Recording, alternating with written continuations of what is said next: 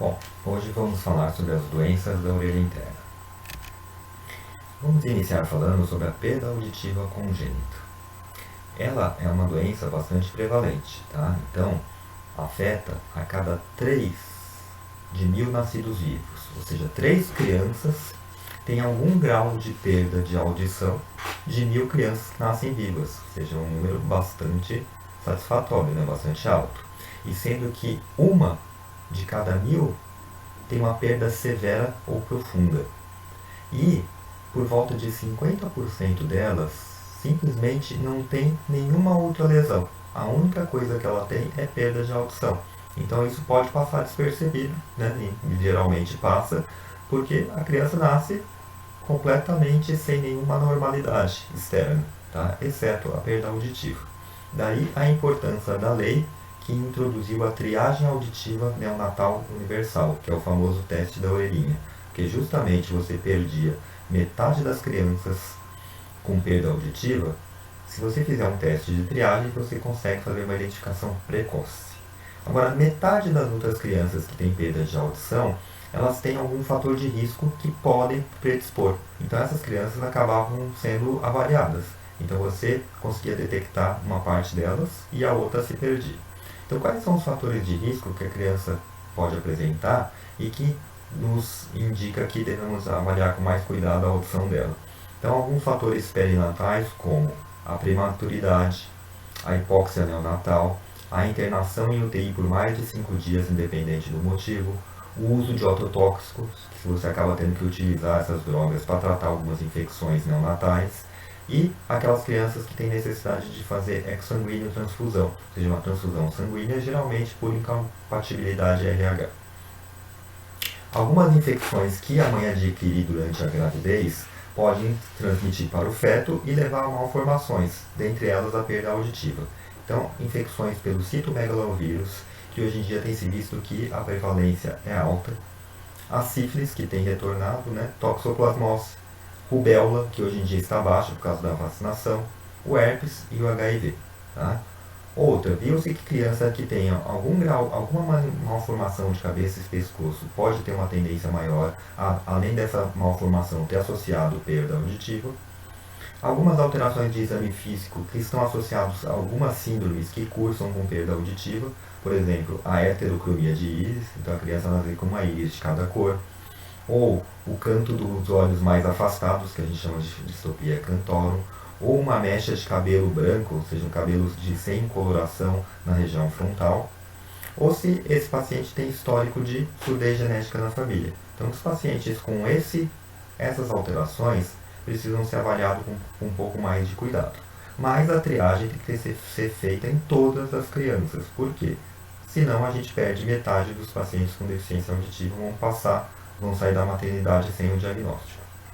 E se o paciente tem esses fatores, só a triagem neonatal é insuficiente para detectar a perda, porque uma parte das perdas de audição acabam não sendo detectadas pelo teste da orelhinha. Tá? Então, nesse caso desses fatores de risco, além do teste da orelhinha, a gente é indicado associar um outro exame auditivo que a gente chama de potencial evocado auditivo de tronco encefálico, que é um exame eletrofisiológico em que você dá um estímulo acústico e o aparelho mede algumas ondas de despolarização que ocorrem no tronco cerebral, e isso tem correlação com o quanto essa criança ouve. O ideal é que uma criança que tenha perda auditiva congênita tenha seu diagnóstico confirmado até no máximo uns 3 meses de idade. Uma vez o diagnóstico sendo feito, o ideal é que essa criança, se for o caso de uma perda mais importante, que ela receba prótese auditiva até os 6 meses de idade. Tá? E se essa prótese não for suficiente para essa criança, ou seja, ele acabar não sendo suficiente para compensar aquela perda auditiva, e ela tiver critérios de indicação, ela pode ser indicada para fazer implante coclear entre os 9 e 12 meses de idade. Isso em condições ideais. E o que a gente vê é que o diagnóstico ainda ocorre de forma tardia ou demora para se colocar a prótese auditiva. E com isso a gente vai ter uma repercussão importante no desenvolvimento da linguagem dessas crianças. Agora também é importante lembrar que tanto o teste da orelhinha como o potencial evocado, eles vão fazer o diagnóstico de uma perda que a criança tenha naquele momento. Então, o fato da criança não ter alteração auditiva ao nascimento não quer dizer que ela não vai ter, não possa ter ao longo da vida. Então, é importante que o pediatra acompanhe os marcos do desenvolvimento da linguagem durante a sua avaliação. Tá? Por quê? Porque caso a criança tenha algum atraso no desenvolvimento de linguagem, é importante que se investigue se ela não pode ter uma perda auditiva sendo responsável por essa alteração, porque existem algumas doenças que vão afetar a criança ao longo do seu desenvolvimento, ou seja, ela nasce com a audição normal e depois evolui com uma perda. E pode ser até uma perda precoce, ou seja, com 1 ano de vida. A criança nascer normal e desenvolver essa doença com 1 ano. Ou seja, ela vai passar na triagem neonatal, aí todo mundo acha que a audição está boa e estava naquele momento, mas ela pode desenvolver depois. E uma coisa que se fazia muito antigamente, que hoje é totalmente contraindicado, é assim, criança geralmente por volta de 1 ano e pouquinho, já está falando suas primeiras palavras. E algumas crianças não. Então ela ia com essa queixa para o pediatra, e o pediatra, não, a criança é mais preguiçosa, não, isso é normal para a idade, vamos esperar mais um pouquinho. E aí, esse esperar mais um pouquinho, se ela tem uma perda auditiva, acaba influindo no seu prognóstico. Então, hoje em dia, se a criança tem atraso de linguagem, é obrigatório você investigar. É preferível você investigar e ver que a audição dessa criança está normal e que realmente pode ser um atraso que esteja acontecendo não patológico, do que você ficar esperando para fazer um diagnóstico mais tardio. Agora nós vamos falar da ototoxicidade, que eu até já citei em criança. O que é ototoxicidade? É quando eu tenho uma lesão da orelha interna por alguma droga.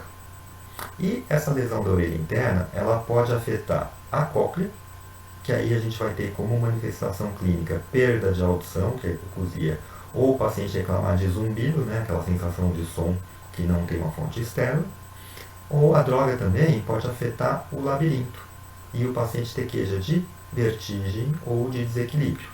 E a droga pode afetar os dois aspectos, as duas áreas da orelha interna ao mesmo tempo. Então o paciente pode ter tanto sintomas auditivos como vestibulares, mas ele pode ter isoladamente também. Tá? Então, quando a gente fala em ototoxicidade, a gente não está pensando só em audição. A gente tem que lembrar que elas também podem afetar o labirinto.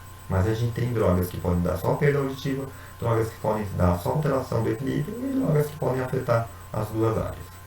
E quais são essas drogas? Então, a mais comum associada à lesão da orelha interna são os aminoglicosídeos, que são antibióticos, né, que cobrem principalmente gram-negativos, que alguns exemplos do que são utilizados na medicina, que é a amicacina, a gentamicina e a neomicina, mas também outros antibióticos com menor frequência também pode lesar a orelha interna, como a vancomicina, a eritromicina ou cloranfenicol. Esses dois últimos são antibióticos pouco utilizados hoje em dia.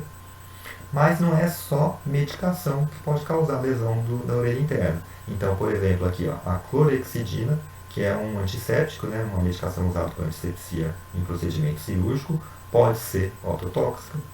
Ó, diuréticos, né, então medicação usada para pacientes com insuficiência cardíaca ou lesão, alguma deficiência renal, como furosemide, tem descrições de que ele possa ser ototóxico. Próprios anti-inflamatórios não hormonais, ou a aspirina, ibuprofeno e metacina também podem ser, mas em geral eles são reversíveis. Assim, a partir do momento que você suspende o uso da droga, tende a normalizar a parte auditiva. E não é tão frequente, você vê, várias pessoas utilizam essas medicações e poucas têm descrição de ter lesão, mas pode ocorrer. Outra que aí já é um pouco mais frequente, desculpa, que são os quimioterápicos, né? Então, paciente submetido a tratamento de neoplasias, os quimioterápicos podem afetar a orelha interna. Anticoncepcionais também foram descritos podendo afetar a orelha interna, principalmente os injetáveis, né? Mas os via oral podem, mas é menos frequente. E produtos utilizados na indústria, né? Então não relacionados à parte médica, por exemplo, mercúrio ou solventes orgânicos. E aí qual é o quadro clínico, né? Então, um dos quadros que a gente tem que até de início precoce, quando afeta a parte coclear, é o zumbido. Então, às vezes, uma primeira manifestação clínica que o paciente tem quando está utilizando está exposto a alguma daquelas drogas, ele tem a sensação de zumbido bilateral. E ele pode evoluir com perda de audição, que vai ser bilateral e pode ser rapidamente instalada ou ser uma instalação progressiva, tá? Ela é sensório-neural, neurosensorial, em geral é coclear, então seria sensorial. É mais comum também afetar mais os agudos do que as frequências médias e ele pode iniciar após o término da medicação. Ou seja, até uns 30 dias depois que você parou a medicação, aquela droga ainda pode causar lesão na orelha interna. Então aqui uma audiometria como exemplo, né, que a gente tem. Então uma perda auditiva neurosensorial, bilateral, pegando mais frequências, sendo mais intensa nos agudos do que nos médios ou nos graves. Como eu falei aqui, só chamando a atenção, ela é bilateral na grande maioria dos casos. Por quê? Aquelas drogas que eu citei para vocês, elas são de uso sistêmico. Ou, no caso da indústria, o paciente está se expondo sistemicamente. Então ela vai cair na circulação e vai afetar as duas orelhas, não tem por que afetar só uma. Mas, no caso da clorexidina, se você está utilizando ela como um antisséptico, e aí eu vou estar fazendo, vamos supor, uma lesão que pode ocorrer, eu fazendo antissepsia num paciente com uma perfuração timpânica, aquela lesão vai ser unilateral. Porque se eu tiver operado só apenas um ouvido, é aquele ouvido que vai ser afetado, não vai afetar o seguinte, o outro. Mas isso é uma exceção. Então, geralmente, se eu estou pensando em uma droga que está sendo administrada sistemicamente, a gente vai desconfiar por ser uma lesão bilateral. E qual é o tratamento? Tá? Desculpa. E, além disso, como eu falei, além dos sintomas cocleares, eu posso ter sintomas vestibulares. Então, o paciente pode se queixar de vertigem, então a sensação de rotação, principalmente desequilíbrio é o mais comum, sensação de cabeça leve, alteração de marcha, uma sensação de que está zonzo, né? Então, às vezes, ele pode ser só essa manifestação e essa ser a primeira, depois elas serem concomitantes. E aí, como é que vai ser o diagnóstico? É o quadro clínico, mais a história de ele estar sendo exposto a uma das drogas ototóxicas. E como a gente vai tratar? Então, o melhor tratamento é a prevenção. Então, a gente tentar, primeiro, não utilizar as drogas se for possível.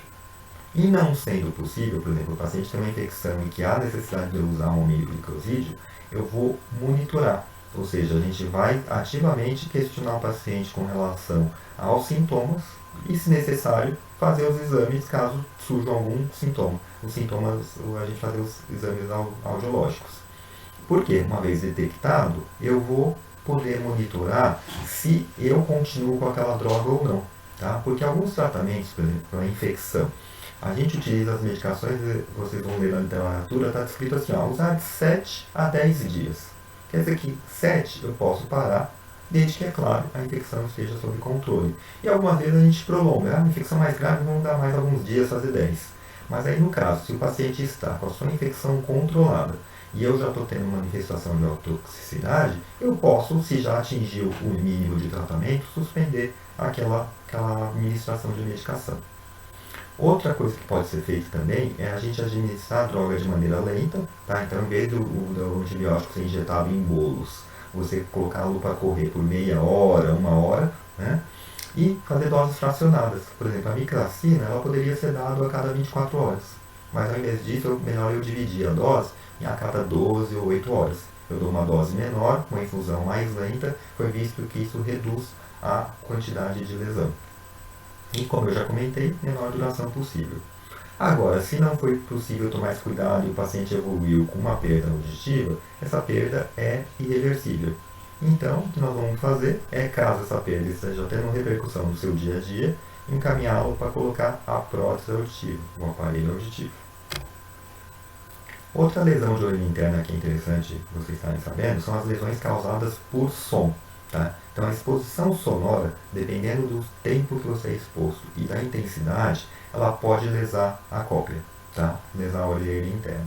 E aí a gente vai ter duas formas de apresentação. Uma que a gente chama de trauma acústico, que é quando eu tenho uma lesão da cóclea por um som de alta intensidade e curta duração, ou seja, um ruído explosivo.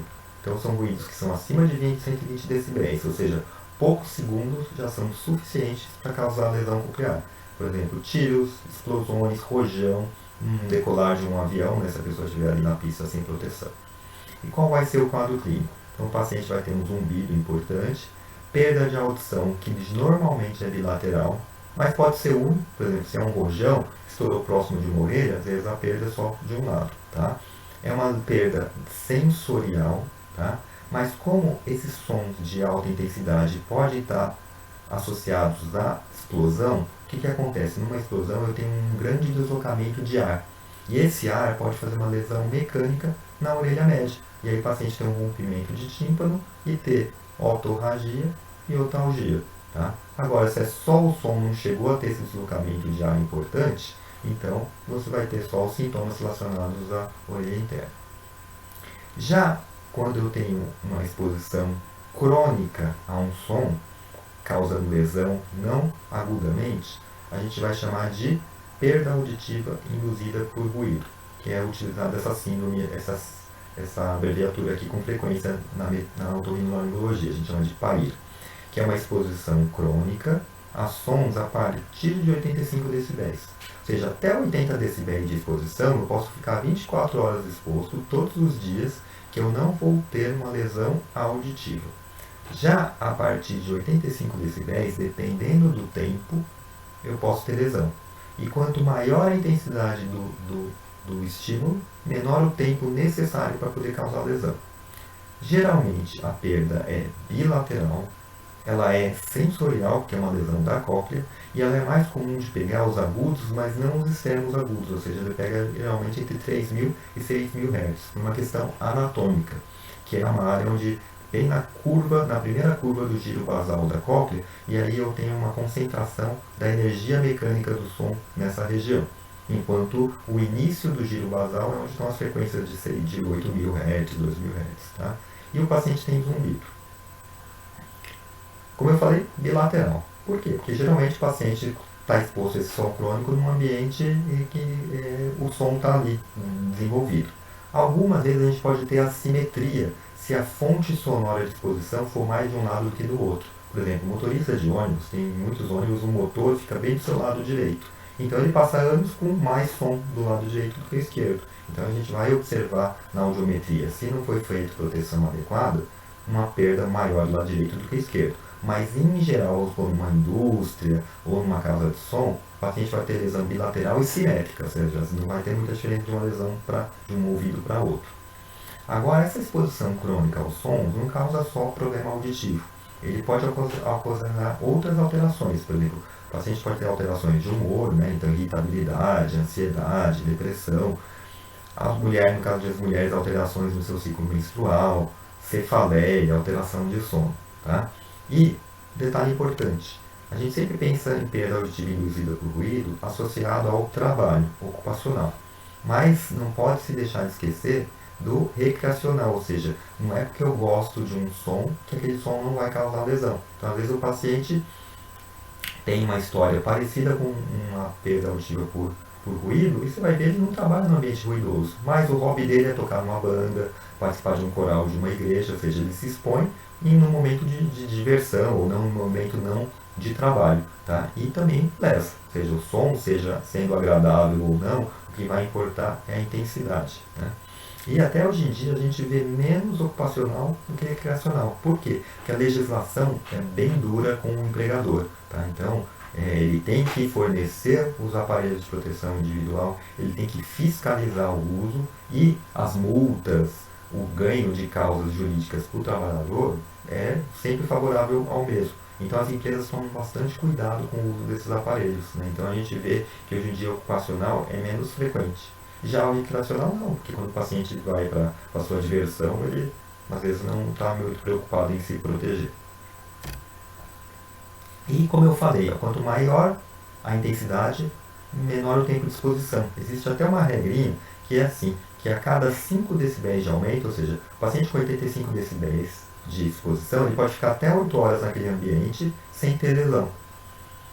Se eu aumento para 90 decibéis o som, já 4 horas são suficientes, ou seja, a cada 5 decibéis de aumento eu reduzo a metade o tempo que já é suficiente para o paciente ter uma lesão na cóclea. 95 decibéis, 2 horas, e assim vai, até chegar aos 115 decibéis, que 7 minutos já são suficientes. E 120 que é o som explosivo, ou seja, a poucos segundos o paciente já tem lesão. E essa perda no caso do PAI aqui, ela pode ser temporária ou definitiva, ou seja, existe um certo grau de recuperação da cóclea que pode a perda ainda ser reversível. Então, quando a exposição não foi com um som tão intenso e não tantas horas, às vezes a gente lesa os cílios das células ciliadas. E os cílios das células ciliadas, eles se regeneram. Já se aquela exposição se continua ou é uma intensidade um pouco maior, às vezes eu tenho lesão do corpo da célula ciliada. E aí a célula ciliada ela não regenera. Tá? Então a gente tem células de cicatrização no seu local. Então por isso que todo mundo já deve ter passado por essa situação. Você sai um dia, vai num lugar, num show, numa casa, num barzinho que tem um som alto, né? Som intenso, você chega em casa parecendo que está meio surdo, ouvindo meio abafado, aí você dorme e no dia seguinte você está ouvindo normal. Então, se você for fazer uma audiometria naquele dia, você vai ter uma perda de audição. É uma perda de um grau leve, mas vai ter, e no dia seguinte a sua audição normalizou, ou seja, foi a perda temporária. Mas de perda temporária em perda temporária, em algum momento ela vai se tornar definitiva. Tá?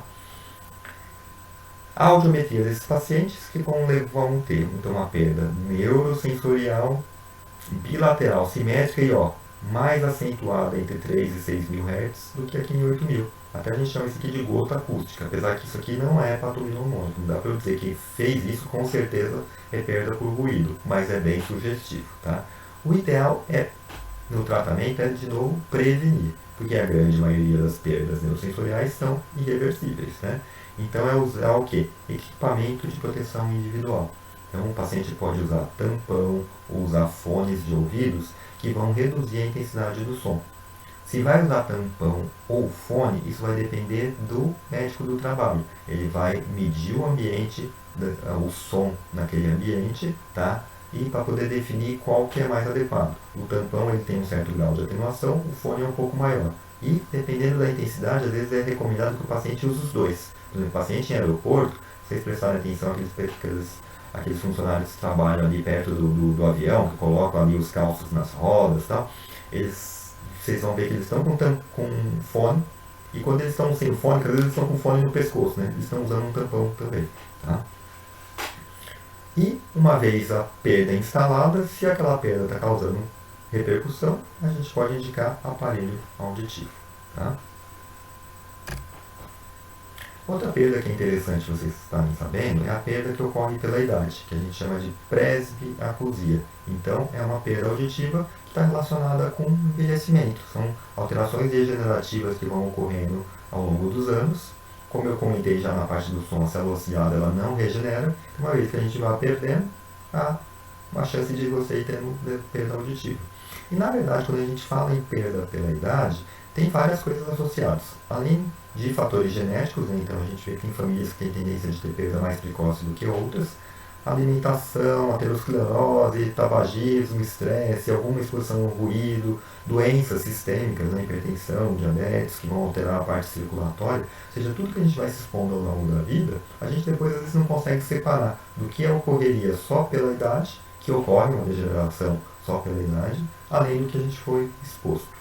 E a gente vai pensar em perda pela idade quando a gente não tem um fator isolado, o paciente tem uma perda bilateral, neurosensorial, simétrica e com início a partir da 4ª década de vida. Ou seja, a partir dos 31 anos, se já tiver alguma perda, você já pode dizer que é uma perda pela idade. Mas geralmente esses pacientes até os 40 anos ou não tem perda, uma perda bem leve, tá? Exceto aqueles casos de família mais precoce. E isso vai progredindo, é uma perda progressiva. Tá? Ela progride ao longo dos anos.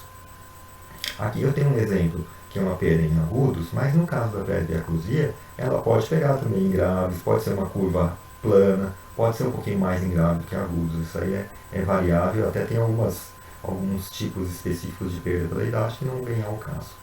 E o tratamento, infelizmente, é prótese auditiva, não tem como se parar o processo do envelhecimento. Né? Então, o que dá para se fazer é você controlar as questões de saúde do paciente como um todo, né? Então, cessar tabagismo, tratar o diabetes, tratar a hipertensão, melhorar a qualidade da alimentação, que isso vai fazer com que aquela progressão às vezes não seja seja menor, tá? Porque a progressão não é rápida. Perda pela idade é uma perda que vai se perdendo bem lento ao longo dos anos. Mas ela é progressiva, isso aqui é interessante, ou seja, o paciente, você mede uma vez, se for medir daqui 10 anos, vai estar um pouco maior. Ao contrário da perda pelo ruído que eu falei e não comentei esse detalhe. Perda pelo ruído, ela cessa a progressão quando eu paro de me expor. Então, se eu tive um grau de perda e o paciente para de se expor ao som, aquela perda não progride mais. Tá? Ao contrário da presbiacusia, não, que ano a ano vai aumentando. Isso é importante para a gente para diagnóstico diferencial. Que a gente recebe pacientes, vamos supor, de 50 anos no consultório, que vêm com dificuldade para ouvir, faço audiometria, ele tem uma perda auditiva, e ele fala, mas eu trabalhei em lugar barulhento. Aí você vai ver que a queixa dele tem, vamos supor, 10 anos, e ele já está aposentado há 20. Então, com certeza, ele pode até ter tido uma perda por ruído, mas os últimos 20 anos não dá para você mais pôr a culpa do ruído como sendo a causa da perda. Então, ele pode ter associações, ou às vezes nem ser. Né? Porque às vezes só porque ele trabalhou num lugar ruidoso, o paciente acha que tudo que acontecer com ele vai ser culpa do trabalho. Aí eu falei bastante para vocês de perdas bilaterais. Mas eu acho interessante chamar a atenção de uma perda unilateral, que é um diagnóstico diferencial importante para a gente na otorrinolaringologia. Porque é um tumor, uma neoplasia benigna, que afeta o oitavo par craniano, que a gente chama de chivanoma vestibular. Ela é uma perda neurosensorial e aqui que a diferencial é unilateral. Então, sempre que a gente vê uma perda neurosensorial unilateral, a gente tem que lembrar do diagnóstico do chivanoma. Ou se o paciente tem zumbido unilateral e a audiometria dele deu normal. Tá? Porque se der uma audiometria com perda neurosensorial unilateral, ele já entra nesse caso. Agora não, às vezes o paciente tem zumbido unilateral e a audiometria normal. Então eu tenho que lembrar desse chivanoma. Agora também tem uma outra situação. Eu posso ter o zumbido unilateral, mas eu vou fazer a audiometria, a perda é bi. Se a perda é bilateral, eu já não vou pensar no chivanoma. E apesar de ser um tumor do oitavo par, como é uma neoplasia benigna e geralmente o crescimento é lento, é raro ter tontura. Porque conforme o labirinto ou o nervo vestibular vai se comprometendo, como é lento, o outro lado vai assumindo a função. Então é raro o paciente ter tontura. Já, conforme ele vai crescendo, ele vai comprimindo o nervo coclear, ou seja, ou cada vez perdendo mais a audição. Tá? O diagnóstico é pelo quadro clínico, então eu tenho que suspeitar, a audiometria com a perda unilateral, se houver a perda, e o principal, esses pacientes todos a gente sempre pede ressonância magnética, tá? Que é o que vai ajudar a gente a fazer o diagnóstico. Então aqui eu tenho uma imagem, uma ressonância em T2, da orelha interna, o líquido aqui está em branco, então isso aqui é líquor, aqui é cerebelo, aqui eu tenho o meu conduto auditivo interno, aqui eu tenho a espiral da cóclea, vestíbulo, canal semicircular lateral e canal semicircular posterior. Então veja que aqui eu tenho o nervo coclear e o nervo vestibular e de repente essa massa aqui ocupando o conduto auditivo interno. Isso em T2. Ou em T1 eu tenho aqui essa massa comprimindo até a região do cerebelo, do tronco cerebral. Daí a importância do diagnóstico, esse tumor vai crescendo. E ele vai começando a comprimir com tamanho, com o crescimento, região de cerebelo e tronco, e aí vai ter outras repercussões. Tá? E uma vez feito o diagnóstico, o tratamento preferencialmente é cirúrgico. Então, se der para operar esse paciente, o ideal é que se opere, tá? Porque ele vai crescer e vai ter repercussão. Agora, dependendo da idade do paciente ou das condições clínicas dele, às vezes é um paciente já mais idoso, com uma série de comorbidades, em que é uma cirurgia de um certo tamanho, certa complexidade, então às vezes a condição clínica do paciente não é boa. Nessa situação, eu posso indicar fazer radioterapia. Ele não vai erradicar a lesão, mas ele vai diminuir a sua velocidade de crescimento, ou estabilizar. E quando são tumores muito pequenos, às vezes se opta por observar. Por quê? Porque às vezes o tumor pode não crescer. Então a gente monitora com ressonância a cada 6 meses. Se o tumor estiver estável e é pequeno, ainda o paciente não está tendo perda, você não opera, você deixa ele ali e vai monitorando. Tá? Falamos então das perdas auditivas. Agora nós vamos começar a falar então das doenças que causam tontura. Até falei do autotóxico, pode dar tontura ou chivanoma, mas das que dão a tontura como quadro principal.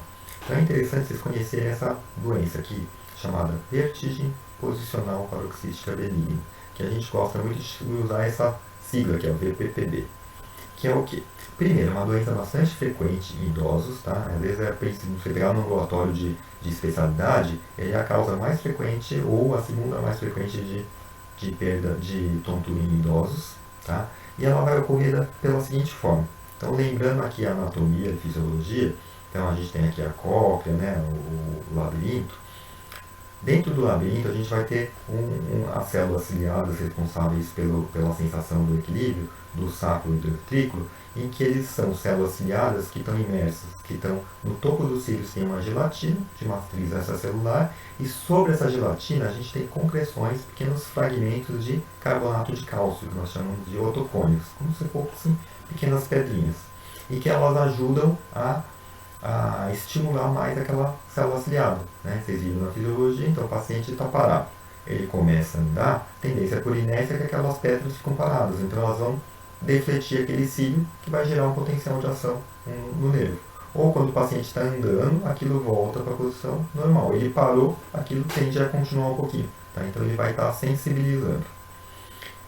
Isso o sacro e o utrículo, principalmente o utrículo em relação aí a aceleração linear. Mas as ampolas, as células ciliadas que estão nas ampolas dos canais semicirculares, que vão ser responsáveis pela sensação de movimentação angular, elas não têm essas otocônios. Então ela tem uma camada de gelatina que se movimenta, mas é um movimento mais suave. Diferente da gelatina do utrículo do sacro, que faz movimentos mais bruscos, justamente pela presença dessas pedrinhas. Aí o que acontece na vertigem posicional? O paciente tem perda por algum motivo, mais comum é trauma, ou em caso de idosos, uma isquemia, faz com que essas otocônias se desprendam dessas células, dessas gelatinas do utrículo, elas fiquem soltas e elas ali vão acabar se depositando na ampola dos canais semicirculares. O mais comum, que está mais perto do utrículo, até por anatomicamente, é o do canal semicircular posterior. Aí ele vai parar na ampola daquele canal semicircular. Aí aquela massa gelatinosa que fazia movimentos suaves com aceleração linear, como ela vai estar com uma pedrinha dando mais massa nela, ela vai fazer movimentos mais bruscos. Aí o que acontece? Eu movimento o meu pescoço, vamos por a 10 graus por segundo, e a ampola vai fazer um movimento maior. Então ela vai informar meu cérebro que eu estou fazendo, vamos por uma movimentação de 30 graus por segundo, mas a minha sensibilidade cervical, a minha visão vai indicar para o cérebro que eu estou fazendo a 10. Ou seja, esse conflito de informações vai gerar a sensação de tontura. E aí, então, falei da definição, qual que é o quadro clínico desse paciente? Isso aqui é importante, que a gente, com o quadro clínico, que a gente vai suspeitar dessa vertigem posicional. Então, o paciente vai ter uma vertigem, com aquela sensação rotatória, que dura segundos, ou seja, é rápido, e é desencadeada por movimentação do pescoço. Normalmente o paciente fala assim, ó, eu estou deitado na cama, eu me viro para a direita, vamos supor se for meu labirinto direito afetado, começa a rodar tudo. Aí ele volta para a posição normal, para, ou seja, rapidamente para. Ou ele vai olhar para cima, então vai pegar alguma coisa no armário, vai pendurar uma roupa, começa a rodar tudo. Aí ele volta para a posição de repouso, para. Então é uma vertigem que dura segundos, com movimentação de ou olhar para cima, ou virar o pescoço totalmente deitado. Tá? E por ser uma doença que só afeta o vestíbulo, ele não tem perda de audição. Ou no caso do idoso, o idoso pode ter já perda pela idade, certo? Mas você vê que quando começa a ter o quadro de tontura, você pergunta, mas piorou sua perda de audição? Não, a audição está estável. Então eu não tenho hipoacusia, ou eu não tenho pior daquela hipoacusia que o paciente já tinha. Então esse quadro clínico sugere para a gente a presença da vertigem posicional. Mas o diagnóstico, além de eu suspeitar com o quadro clínico, ele vai ser fechado pelo exame físico. Então, uma das poucas doenças em que eu tenho um achado de exame físico que é patognomônico da doença. Se ele der positivo, é essa doença, não tem mais dúvida. E aí, como é que eu faço isso? Então, um doente que tem um quadro clínico desse, ou seja, uma vertigem que dura segundos, quando movimenta a cabeça, eu vou fazer um movimento de exame físico que a gente chama de manobra de Dix-Hallpike, que é o seguinte, é a letra A e B desse esqueminha. Eu ponho o paciente sentado na maca, eu deixo a cabeceira da maca inclinada para baixo, uns 30 graus, eu deito o paciente e giro a cabeça dele para um dos lados. Geralmente eu vou girar para o lado que ele diz que ele tem a queixa. Esse eu já diagnostico. Quando faz isso, passa alguns segundos e o paciente começa a ter a vertigem e tem um nistagmo. E é um nistagmo rotatório e que o componente rápido é para o lado voltado para o chão.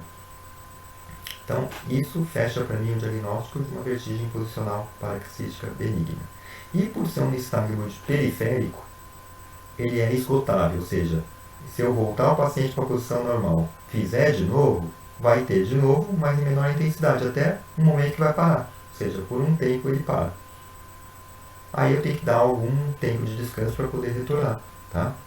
E ele fixa com o olhar. Tá? Então, às vezes eu não vejo tão bem porque o paciente está olhando para algum local. Então, eu fiz isso, pus o paciente sentado, virei para o lado afetado, deu vertigem e deu nistagmo, vertigem paroxística posicional benigna. Se eu fizer para o lado contrário e o outro labirinto for normal, o paciente não vai ter essa sensação. Tá? E eu já aproveito a manobra de diagnóstico para fazer a manobra de tratamento, porque o tratamento dessa doença não é com medicação. É você fazer com que aquelas otocônias que estão na ampola do canal semicircular voltem para o utrículo. Então, baseado num modelo transparente, anatômico, ou seja, fizeram um desenho, um autor aqui, o Epley, ele imaginou aí um modelo plástico dessas otocônias, ele viu que dependendo do movimento que eu faço no paciente, eu posso fazer com que aquelas pedrinhas voltem para a região do utrículo. Então, o que é? Então, eu pus aqui na posição B, deu o nistagmo. Aí eu espero um pouquinho para passar, aí eu vou fazer o seguinte, eu vou girar a cabeça do paciente para o lado contralateral, espero alguns segundos, aí eu peço para o paciente deitar de lado, olhando para baixo, ou seja, eu continuo a partir desse aqui. Então ele vai deitar o lado contralateral para a maca. Então aqui, ó, se fosse o lado esquerdo, o ombro direito viria aqui para cima. E depois eu sento o paciente. Fazendo isso, eu tenho tendência de jogar aquelas otocônias para o local. A gente geralmente faz umas 2 ou 3 vezes, porque essa manobra o paciente pode ter uma vertigem importante, ter náusea e vômito, então eu vejo que o paciente está muito desconfortável ou paro. E aí normalmente eu vou reavaliar esse paciente uma semana depois. Se ele ainda continua tendo tontura, eu refaço a manobra. Se já melhorou, eu resolvi o problema. Para evitar que aquelas otocônias saiam de volta do lugar, então a gente dá umas recomendações. As primeiras 48 horas você pede para o paciente evitar olhar para cima e dormir com o travesseiro mais alto, para evitar que ele hiperestenda ou que ele vire para aquele lado durante o sono. Então você orienta o paciente por 2 dias fazer isso. A descrição original do Epley, ele recomendava colocar colar cervical, mas depois alguns trabalhos mostraram que não tem necessidade. Tá? Isso aqui é um quadro que para a gente especialista receber no consultório é uma maravilha, que você fica com moral alto com o paciente. O paciente vem com uma tontura, às vezes ele já passou por diversos médicos, todo mundo dando remédio, ele não melhora, aí você deita ele, faz essas manobrinhas e cura o paciente. Né? Então ele acha que você é o melhor médico do mundo. O efeito colateral disso é que ele conta isso para os amigos, aí todo mundo que tem tontura vem para o seu consultório achando que você vai fazer essa manobra e vai curar ele. Mas não vai ser isso, porque isso só serve para vertigem posicional paroxística benigna. Então, 2 coisas. Não é para fazer manobra de X-Hallpike para qualquer tontura. Então, se o paciente fala, eu tenho vertigem que dura horas, dias, assim, não é o quadro clínico da posicional benigna, não adianta fazer essa manobra de X-Hallpike. Tá? E o Epley só é feito se a manobra de X-Hallpike é positiva. Também não adianta ficar fazendo, porque eu já peguei muito paciente que foi no clínico, bota o paciente, faz isso em todos os pacientes com tontura. Só vai ser uma amostragem, né? Se ele der sorte de uma hora pegar um, vai resolver. E até porque o outro erro é que você tem que saber o lado, né? Então, isso é para ser feito para paciente que tem suspeita e a manobra para quem você confirmou o diagnóstico. Vou mostrar aqui um videozinho da manobra do nistagmo para vocês verem, está interessante aqui, né? Para estar observando. O mais comum é ele afetar o canal semicircular posterior, que aí dá o nistagmo rotatório. Se ele pegar o lateral, o nistagmo vai ser horizontal. E se for o superior, ele é ao contrário, mas é raro. Tá? Então você vê, ó, deitou o paciente com a cabeça virada para o lado, passou alguns segundos e ó, nistagmo. Então é essa a manobra de Dixon-Pike para diagnóstico. Aí vai parando, certo? E esse videozinho aqui interessante que mostra o modelo anatômico, Normally only with head movement. mostrando que ocorre com a manobra de Epley, quando eu reposiciono, né? Então, eu estava aqui com o otolito para cá, ele se desprendeu, isso aqui, esse movimento de líquido também ajuda a dar a vertigem, né? Aí vocês vão acompanhar que ele vai fazendo, ó, o paciente teve a vertigem, ele até desprendeu um pouquinho aqui, ó, da região da ampola, ó, virou, pôs na manobra de Dixon-Pike. Agora ele vai virar a cabeça do paciente, vocês vão ver como o labirinto, como essa pedrinha eutocônia vai estar mexendo, né? Então agora ele vai movimentar a cabeça para o outro lado, ó. Então ele fez o modelo anatômico ali, né? Aí eu vou deitar o paciente de lado, ó, tá vendo? Pro lado que eu já tinha voltado, uma pedrinha vindo aqui, e depois eu vou sentar o paciente. E agora, ó, sento o paciente. Pronto, ó, a pedrinha voltou aqui para o vestíbulo. E a gente faz 2 ou 3 vezes, porque às vezes restaram pedras aqui nessa região. Tá? Então essa é a manobra de Epley. Outra doença de labirinto que é interessante, que também é bastante frequente, tá? É a doença de Meniere. Tá? A doença de Meniere, ela é um acúmulo de endolinfa na orelha interna, de origem idiopática, ou seja, não tem uma causa. Então, a orelha interna ela é repleta de líquido, é um líquido que é produzido na cóclea e é absorvido no labirinto, e há um equilíbrio entre a produção e a absorção, e no caso da doença de Meniere, sem um motivo identificável, a absorção começa a falhar, e aí eu vou tendo um acúmulo desse líquido dentro da orelha interna. Conforme esse líquido vai acumulando, o paciente começa a ter perda de audição, que pode ser uni ou bilateral. Então metade dos pacientes tem unilateral, metade tem bilateral, e não necessariamente começam os dois lados ao mesmo tempo. É neurosensorial, uma lesão de cóclea.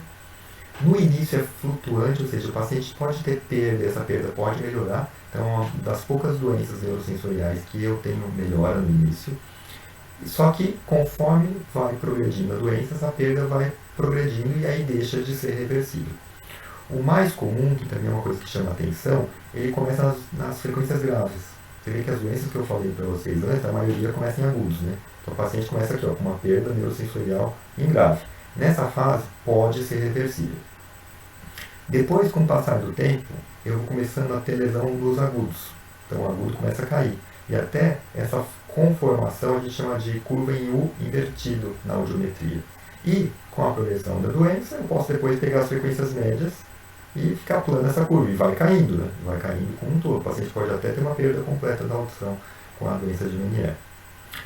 E conforme esse líquido vai acumulando, vai gerando um regime de hipertensão dentro daquela endolinfa, daquela cóclea, daquele labirinto, o paciente começa a ter a sensação de ouvido cheio, que a gente chama de plenitude auricular.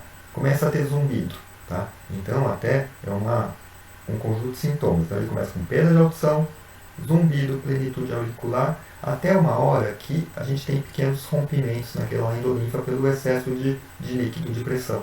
Aí aquele líquido extravasa.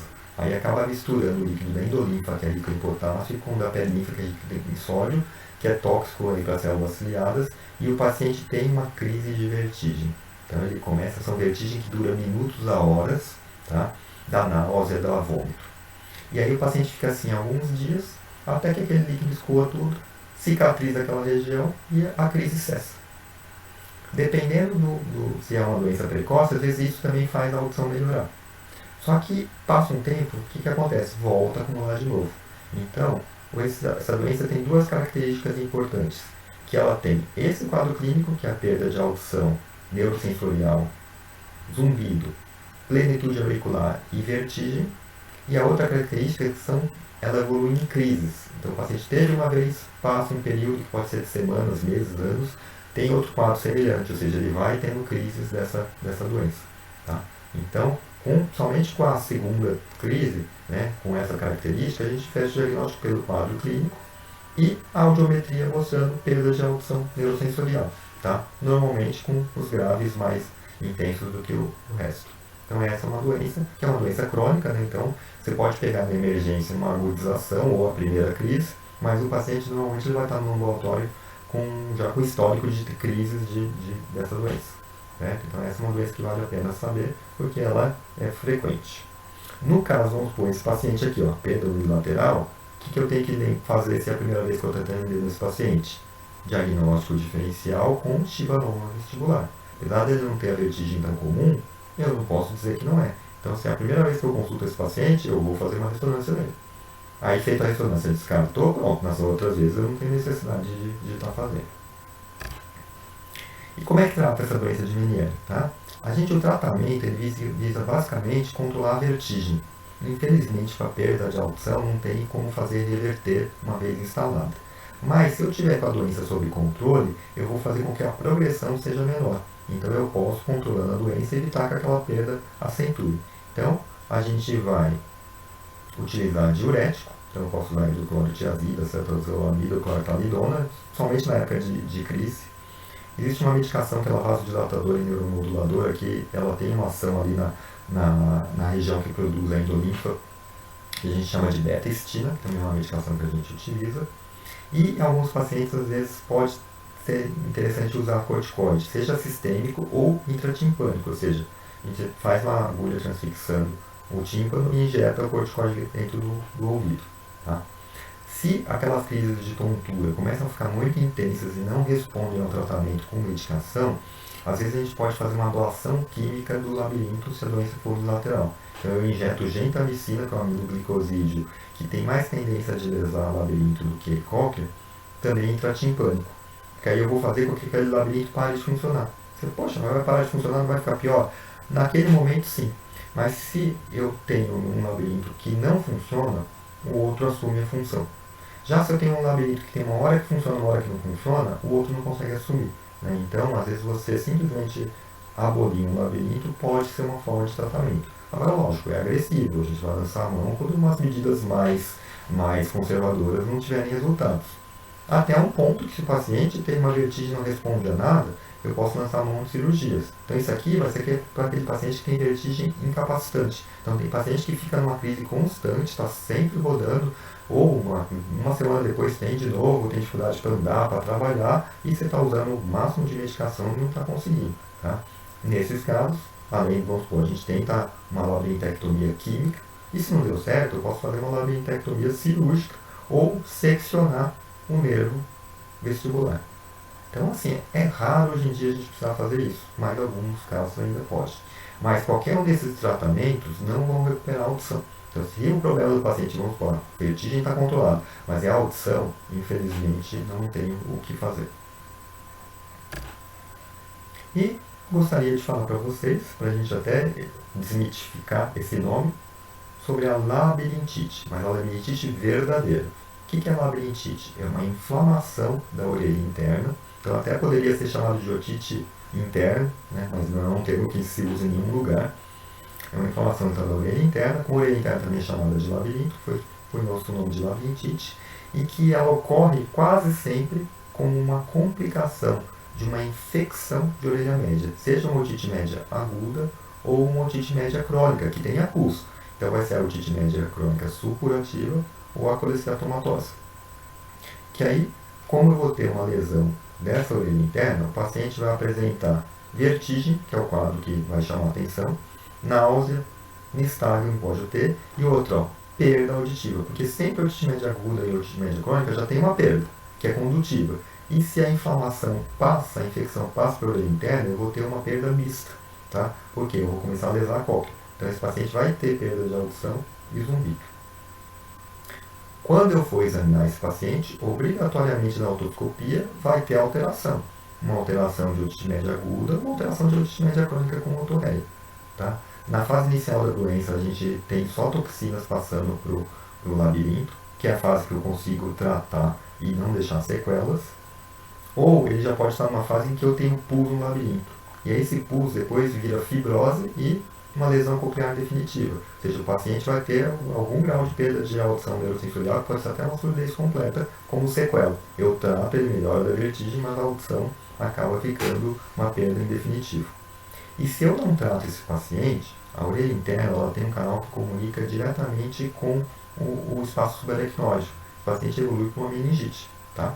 Então, todas as senhoras que você vê aí por andando, eu tô com labirintite, minha labirintite está atacada, não é labirintite. Vocês estão aí andando num quadro crônico, não é.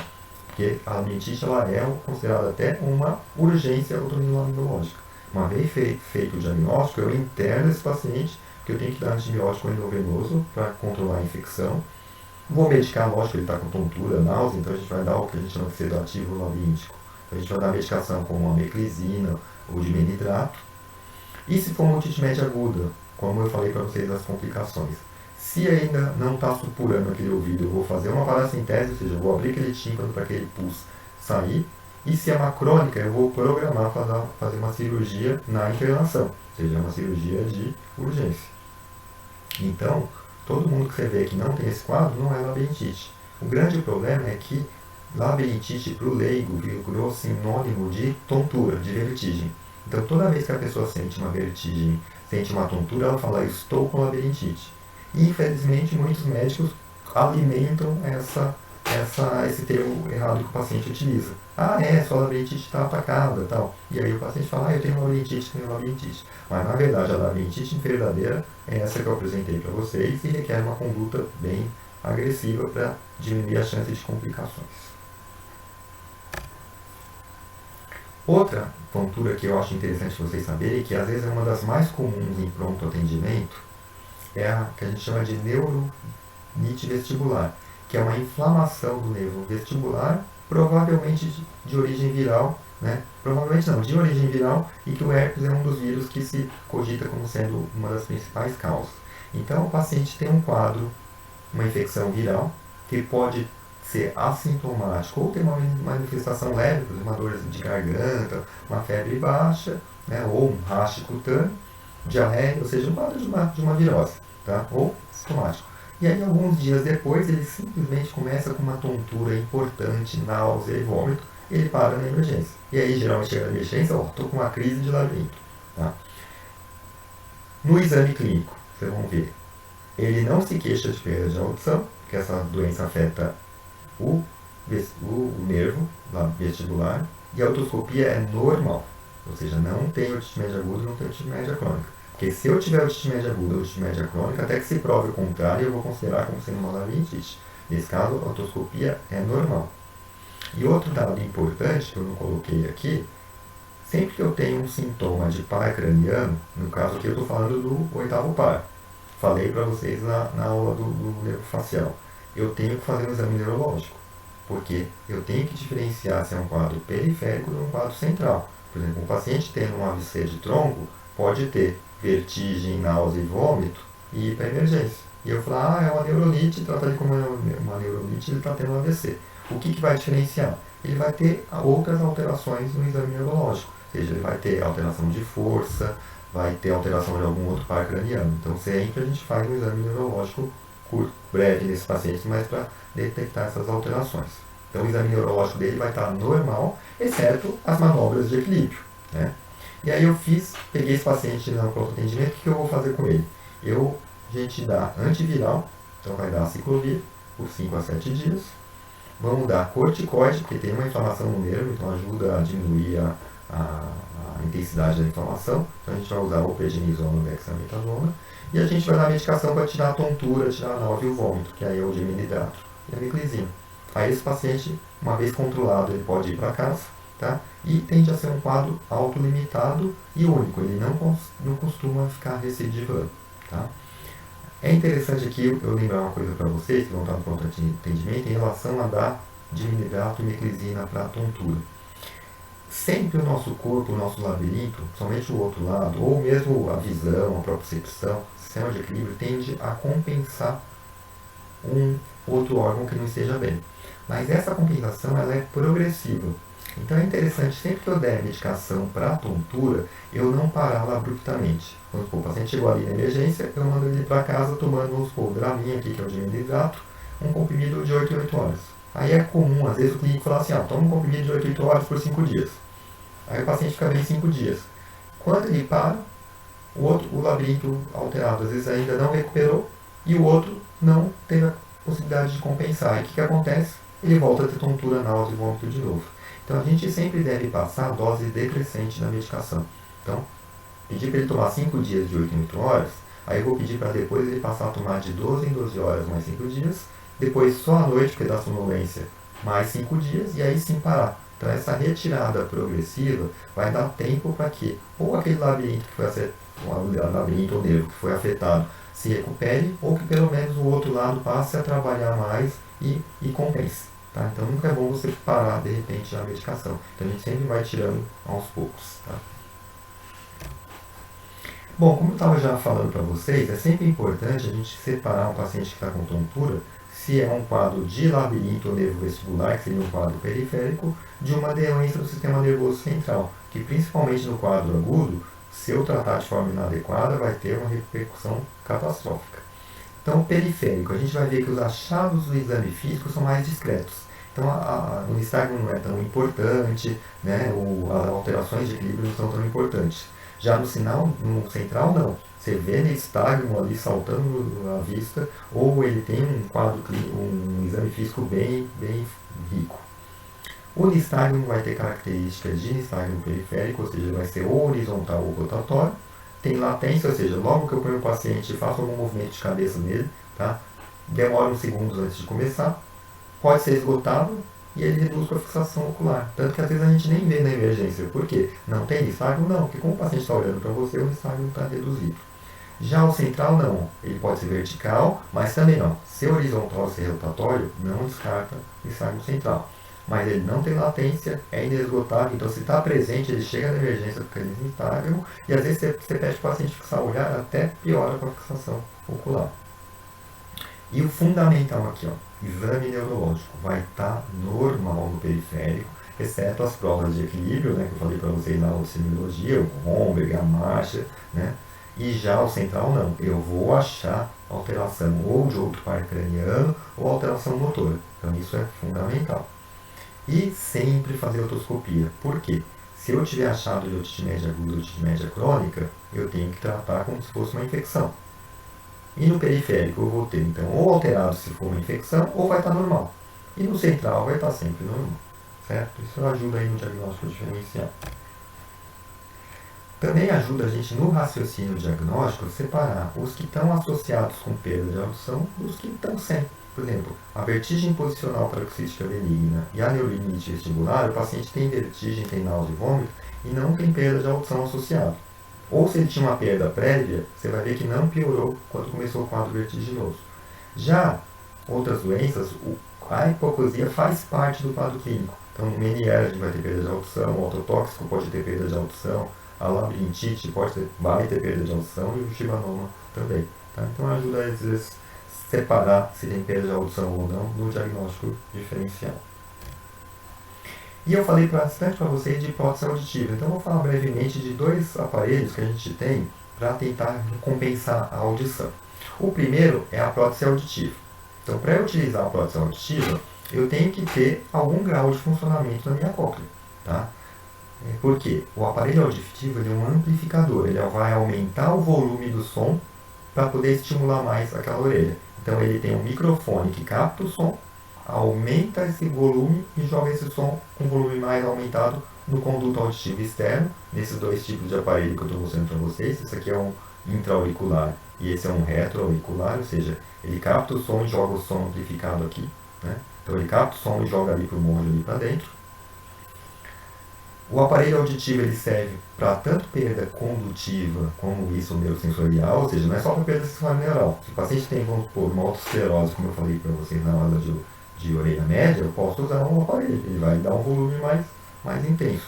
Só que é um aumento de volume inteligente, vamos supor, se o paciente tem uma perda maior nas frequências agudas, eu posso programar esse aparelho para aumentar mais o volume dos agudos do que dos graves. Né? E ele tem filtros eletrônicos que vão reduzir o ruído, ou seja, ele tende a privilegiar a voz em relação ao ruído externo. E ele tem uma limitação de volume, por exemplo, para não ter o risco de repente, sei lá, estoura um escapamento de um carro perto do paciente, aí aquele som amplificado explode o ouvido do paciente. Não, você consegue programar um máximo de aumento de volume que ele pode dar, para proteger justamente desses sons inadvertidos, né? E se o paciente não tem conduto auditivo externo, como no caso desse paciente com agenesia de conduto, eu posso usar um aparelho vibratório, ou seja, ele fica aqui, o ideal é pôr ele aqui na região da mastoide, mas pode ser aqui na frente, em que ele vai transformar o som em vibração, ele vai dar um estímulo para a via óssea. Tá? Então é um aparelho para quem não tem conduto.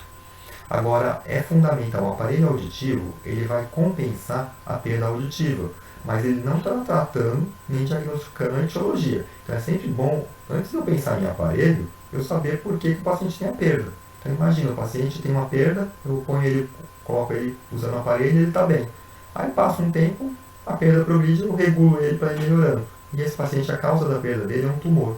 E o que vai acontecer? Aquele tumor está crescendo ali sem ninguém fazer nada. Então, sempre, como em tudo em medicina, eu tenho que ter o diagnóstico, para aí depois eu planejar o tratamento. Né? Por exemplo, na autoesclerose, eu posso pôr o aparelho ou posso fazer cirurgia, é a opção de discutir com o paciente, mas eu sei qual é a doença. Se o paciente tem uma perda auditiva por uma doença que eu não falei para vocês, que é uma perda autoimune, ela é rapidamente progressiva se eu não tratar. Então eu ponho um aparelho no paciente, daí 1 mês, 2 meses, o paciente está surdo. E aí se eu tivesse feito uma corticoterapia, o uso de um imunobiológico, eu poderia ter estabilizado a perda daquele paciente. Então sempre diagnóstico primeiro e depois as medidas de compensação. Agora, o aparelho tem um limite, porque ele aumenta o volume, mas ele depende que a cóclea transforme aquele som em estímulo para o nervo auditivo. Então, quando o paciente tem uma perda severa, que é entre 70 e 90 decibéis, ou uma perda profunda, que é uma perda acima de 90 decibéis, às vezes, por mais intenso que o som, aquela cóclea já não está conseguindo estimular tão bem o nervo. E aí o paciente tem a sensação auditiva, mas já não entende. Então, no caso do aparelho auditivo já não está sendo satisfatório para o paciente, a gente tem um outro tipo de aparelho que chama implante coclear, que ele vai agir de uma forma diferente. Ele transforma o som em estímulo elétrico para o nervo, ou seja, ele vai fazer a função da orelha interna. Então, ele tem 2 componentes, um externo, que tem um fone que vai captar o som. Aí ele transforma primeiro em radiofrequência, que vai ser transmitido por essa antena, por uma segunda parte que a gente coloca cirurgicamente no paciente, que é um receptor que fica embaixo da pele, que capta aquela onda de rádio, transforma a onda de rádio nesse processador em sinal elétrico, e ele vai para um conjunto de eletrodos que eu vou inserir dentro da cóclea. Isso aqui até tem um formato da cóclea. Eu introduzo dentro da cóclea para ele estimular o nervo. Tá? E aí o paciente passa a ter uma audição bem razoável. Tá? Então ele vai ser indicado uma perda severa ou profunda, mas bilateral. Até já se tem indicação por unilateral, mas não é uma coisa ainda usual. Para o paciente que usou o aparelho e não está tendo benefício. Ou seja, não é uma opção, eu não quero usar o aparelho, quero implante. Não. Você tem que fazer o paciente usar um aparelho. Aí você tem algumas medidas de exames que a gente vê que o aparelho não está sendo suficiente, aí a gente pode indicar o implante coclear. E também o implante depende que do nervo em diante esteja normal. Então, se o paciente tem uma lesão do nervo, uma lesão no córtex auditivo, o implante também não vai adiantar. Tá? Mas, assim, por sorte, a grande maioria das perdas são cocleares. Né?